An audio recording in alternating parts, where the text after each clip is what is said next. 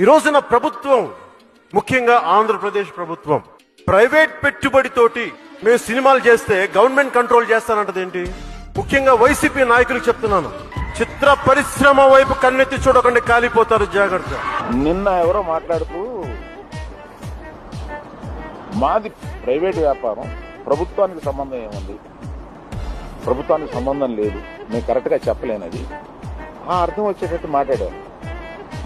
ఏమండి, ప్రభుత్వానికే సంబంధం లేకపోతే 2 సంవత్సరాల క్రితం పెద్ద వాళ్ళందరూ ఇక్కడి నుంచి కదిలెళ్ళి గత చీఫ్ మినిస్టర్ ఎందుకు కలిశారండి? ప్రభుత్వానికి సంబంధం లేకపోతే.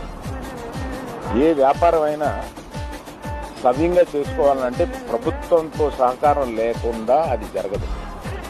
అటువంటిది ప్రభుత్వంతో సంబంధం ఉంది, మాది ప్రైవేట్ వ్యాపారం, ఇది సరికాదు.